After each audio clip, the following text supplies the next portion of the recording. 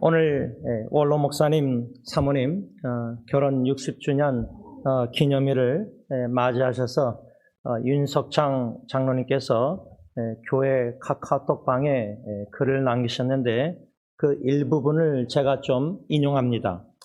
지난 60년 동안 두 분의 삶의 여정을 인도하셔서 60주년 결혼 기념을 축하할 수 있다는 자체가 하나님의 은혜의 증거입니다. 이렇게 장로님께서 말씀하셨습니다. 저는 이 장로님의 글을 읽고 생각하면서 하나님의 은혜의 증거, 저는 또 그 외에도 무엇을 생각이 됐냐면 한 남자와 한 여자가 주님 안에서 결혼하여 한 몸이 돼서 60년 동안 같이 산다는 것은 하나님의 기적이다 이렇게 생각합니다. 장로님은 하나님의 은혜의 증거, 저는 하나님의 기적. 제가 이번에 하나님의 은혜와 도우심과 인도하심 속에 인도 선교를 마치고 한국에서 약 11일 동안 매일 많은 부부, 가정 사람들을 만나게 되었습니다. 계획하고 만남도 있었지만 가서 전혀 예상 밖의 하나님의 인도하심이 있어서 내가 입관 예배까지 인도하게 되고 또 부부들, 위기 가운데 있는 부부들을 알게 하셔서 남편 만나고 아내 만나고 심지어 자녀까지 만나게 하셔서 그 자녀에게 엄마 아빠 이혼하는 것에 대해서 어떻게 생각하는지 제가 시간이 없어서 직접 물어봤습니다. 단도적으로 그냥 디렉트리 물어봤는데 엄마 아빠가 정이 떨어졌습니다. 지금 많은 부부가 신혼부부든 또 황혼이혼, 결혼 30년 이후 이혼하는 부부가 결혼 4년 한 신혼부부보다 이혼율이 더 많아졌다고 합니다. 그 또 도중에 결혼한 지 5년에서 29년까지도 부부들이 위기가 있습니다. 어떤 부부는 세계 1차 대전처럼 부부싸움에 1차 대전, 2차 대전, 3차 대전까지 가고 나서야 이유 없이 잘 모르겠지만 부부가 좀 나아졌는데 왜 나아졌는지 모른다고 합니다. 그리고 어떤 부부는 갑작스럽게 카카오톡으로 목사님 용기를 내서 글을 씁니다 하고 글들을 많이 받았습니다. 제가 이런 하나님의 인도하심 속에 이런 것들을 알게 되었을 때 제가 가정에 대한 글들을 한 두 가지를 썼습니다. 한 가지만 우선 나눈다면 우리 가정들을 생각할 때 제 가정이든 원로 목사님 가정이든 여기에 모든 승리교회 식구들 가정이든 또 여러 주위의 분들 가정들을 생각할 때 10가지 짧게 글을 썼는데 첫째로 하나님의 크신 은혜와 긍휼을 사모합니다. 두 번째로 하나님께서 구원의 은총을 베풀어 주시기를 간절히 기원합니다. 세 번째로 하나님께서 우리의 고통과 상처와 아픔을 통해서라도 우리 모든 식구들을 겸손케 하여 주시고 오직 주님만 바라보며 의지케 하옵소서. 네 번째로 하나님께서 우리 각자를 철저히 부서뜨려 주시고 깨트려 주시사 우리 마음을 부드럽게 하여 주시기를 기원합니다. 다섯 번째로 하나님께서 우리의 죄들을 들춰내시사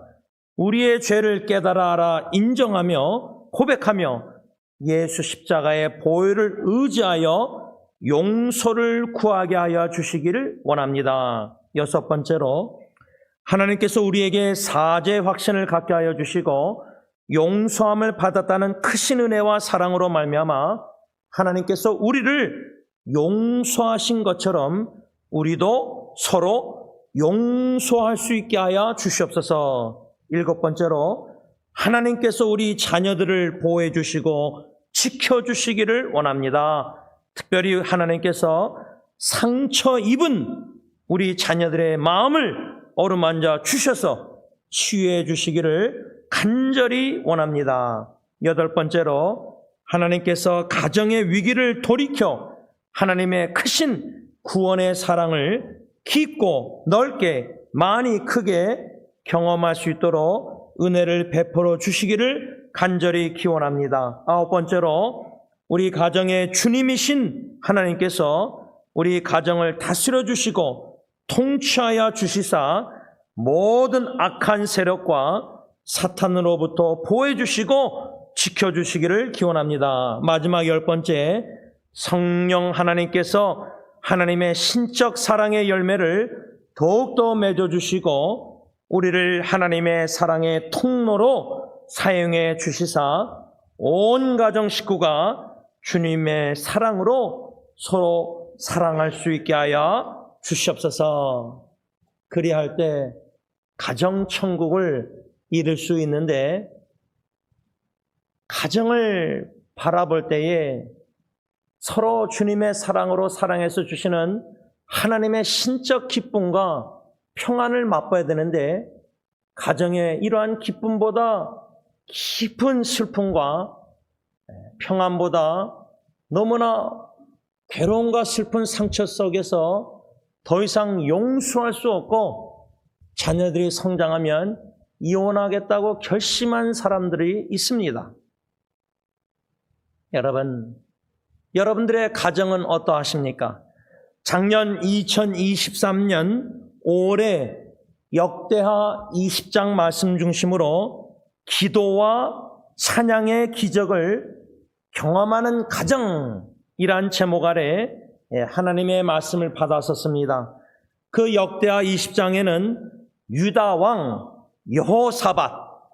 여호사밧이란 인물이 나오는데, 그 여호사밧 왕과 유다 나라가 접한 위기 상황은 모압 사람과 암몬 사람의 일부 마온 사람들과 함께 엄청난 대군을 이끌고 유다를 침략한 상황이었습니다. 인간의 눈으로 바라볼 때 그 상황은 전혀 감사할 수 없고 찬양을 하나님께 올려드릴 수 없는 상황이었습니다. 그때 여호사밧 왕은 두려워서 여호와께 물어보기로 결심하고 모든 유다 백성에게 금식 선포령을 내렸습니다.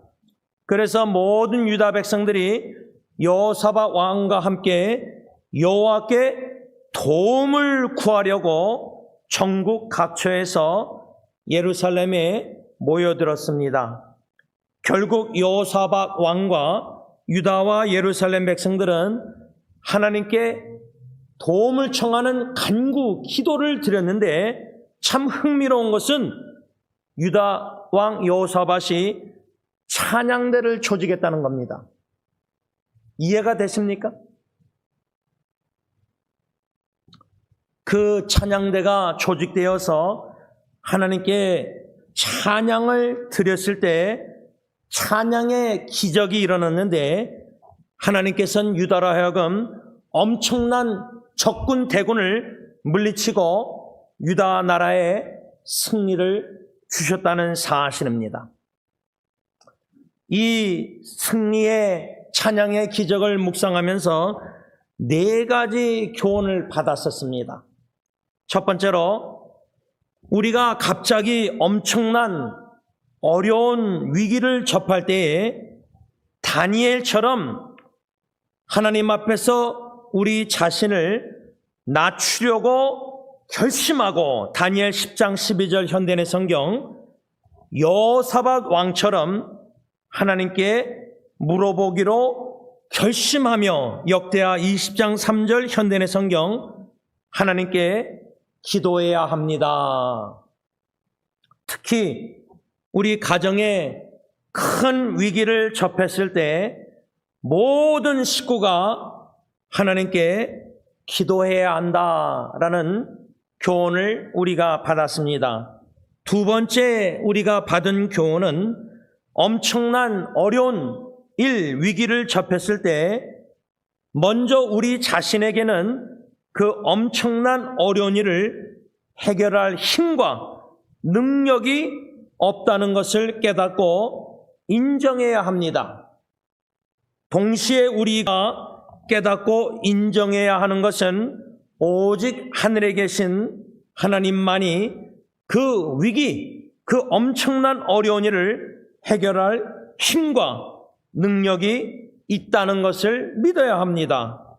그러므로 우리는 이 하나님을 믿고 의지하여 하나님께 도움을 구해야 한다. 이 교훈을 받았습니다.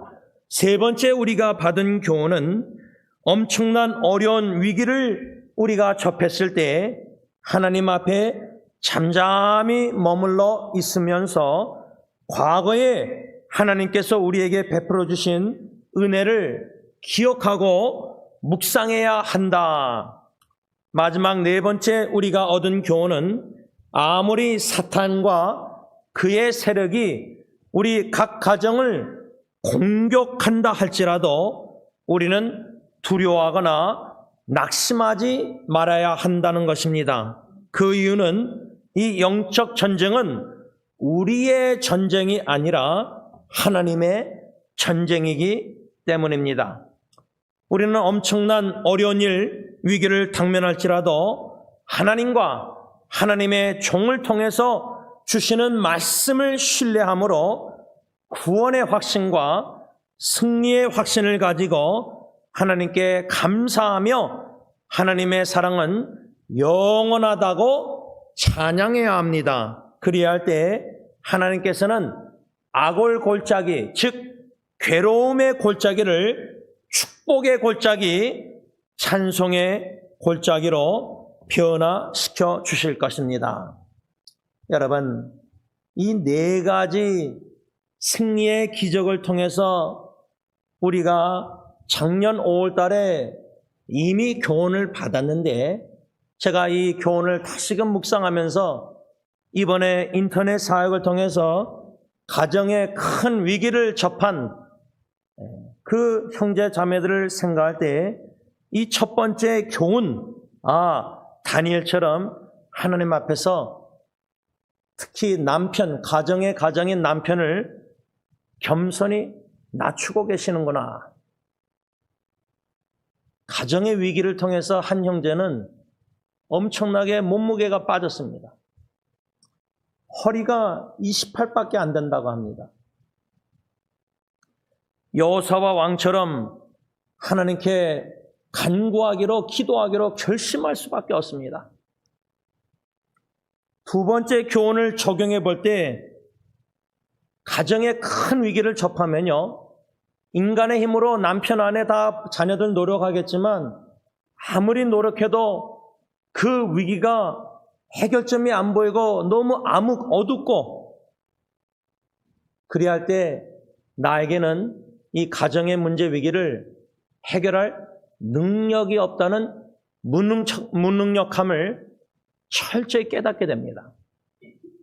그래서 어떤 부부는 저한테 SOS를 치면서 가정 상담을 받아봤지만 효과가 별로 없어서 저 같은 전문가도 아닌 목사에게 상담을 청했습니다.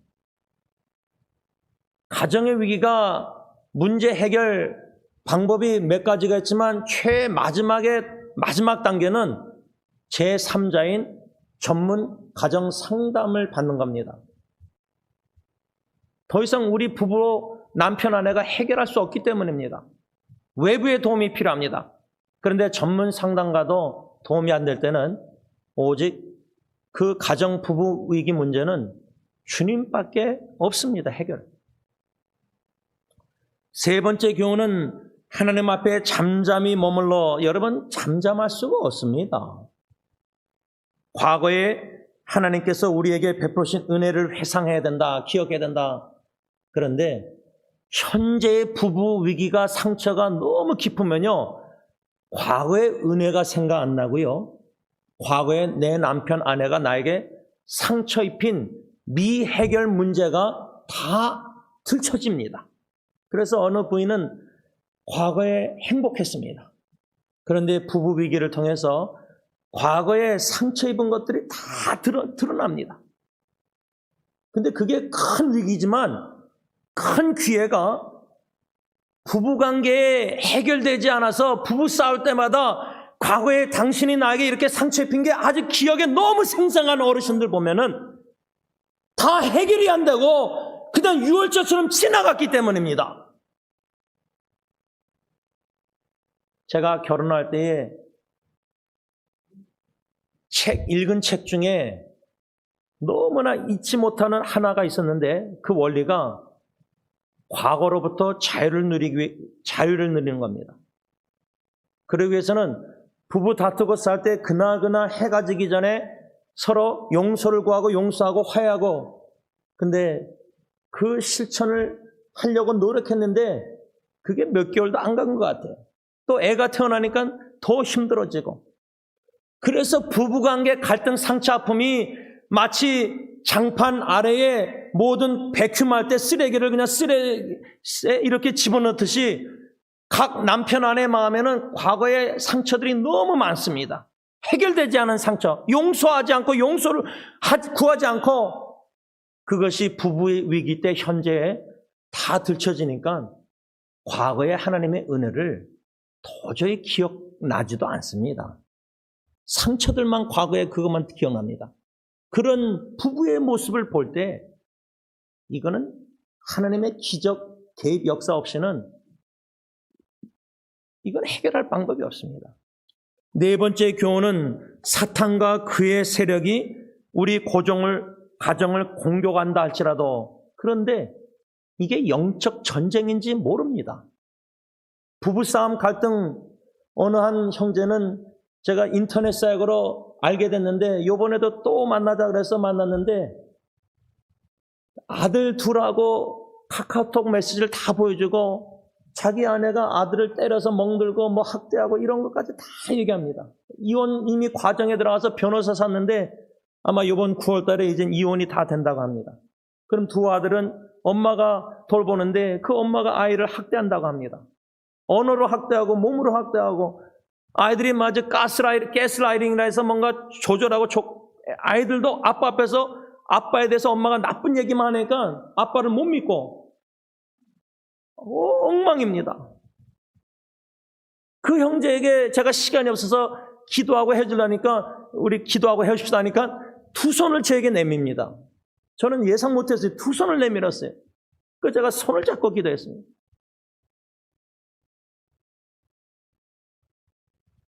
오늘 본문 골로새서 3장 18절에서 21절은 예배소서와 더불어 사도 바울이 가정에 대한 윤리 말씀을 말하고 있습니다. 첫째로는 아내들에게 하시는 말씀, 둘째는 남편에게 하는 말씀, 세 번째는 자녀들에게 하시는 말씀, 마지막 네 번째는 부모들에게 하시는 말씀. 그런데 이러한 예배소서, 골로새서, 베드로서 말씀, 가정에 대한 진리의 원리 말씀을 우리가 머리로는 다 알고 있습니다. 그런데 왜 가정의 부부 갈등 위기, 심지어 자녀들이 아버지 어머니에 대한 이혼에 대해서 현실을 받아들이는 그 모습, 정이 떨어졌습니다. 그런데 제가 이러한 하나님의 인도하심의 만남을 통해서 한 글을 썼습니다. 숙소에서 밤마다 하루를 뒤돌아가면서 사역 일기를 11일째 다 썼습니다. 사진과 더불어. 근데 그 글 중에 하나가 제목이, 제가 뭐라고 썼냐면 한 가닥 희망입니다. 한 가닥 희망. 주님께서 믿음의 눈으로 보게 하신 지극히 작은 한 가닥 희망. 99%가 인간의 눈으로 보면 이 가정은 희망이 없습니다. 분명히 이혼할 겁니다. 이혼이 끝이 아닙니다. 정신질환, 우울증 약을 먹으면서 어쩌면은 자기를 자해할 수 있는, 시도도 할 수 있는 위험 수위가 높아 보입니다. 아주 갈급하고 데스프레트했습니다. 새벽 4시 반에 카톡을 보냈습니다. 답변이 올지 안 올지 모르지만 기다렸습니다.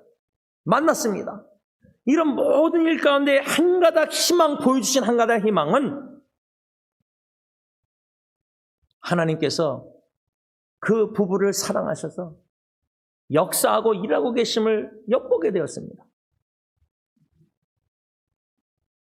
그러한 가운데 제가 결론을 맺으면서 가정 문제와 위기에 대한 나의 생각이란 제목 아래 한 7가지 짧은 글을 썼습니다. 첫째로, 가정 문제는 매우 개인적, 퍼스널, 개인적이기에 깊은 상처와 극심한 스트레스를 충분히 받을 수밖에 없다고 생각합니다.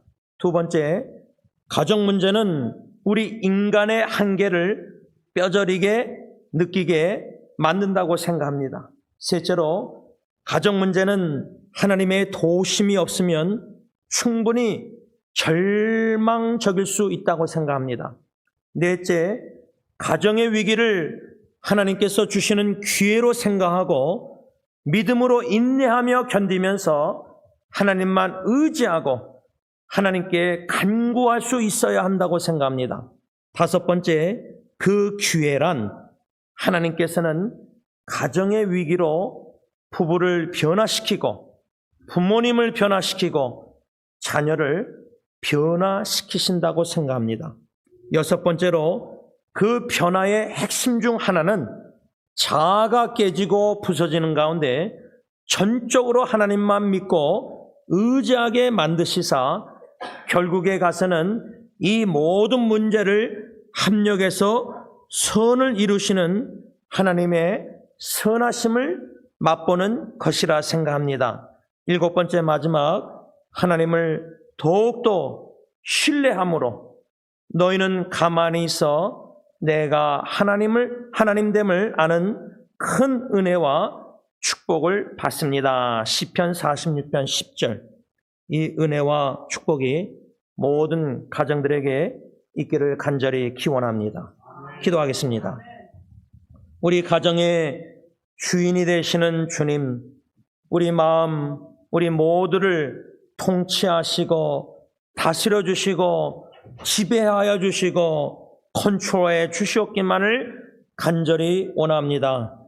우리 가정의 위기 가운데 마치 out of control, 컨트롤가 잃어버려서 남편은 남편의 마음대로, 아내는 아내의 마음대로, 자녀는 자녀의 마음대로, 부모는 부모의 마음대로, 마치 사사기 시대 각자 소견대로 말하고 행동한 것처럼 가정의 붕괴의 위기를 볼 때에 하나님을 간절히 찾지 아니할 수가 없습니다.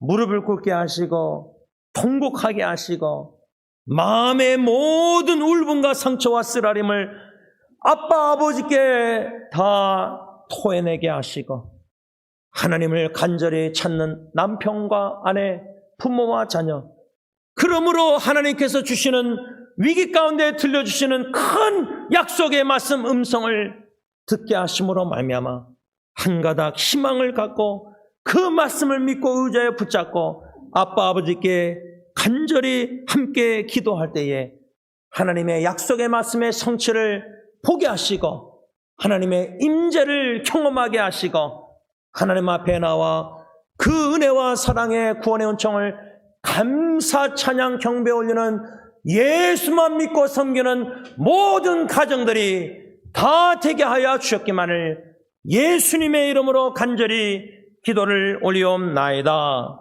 아멘. 우리 다 일어나셔서 찬송가 559장 찬양합니다.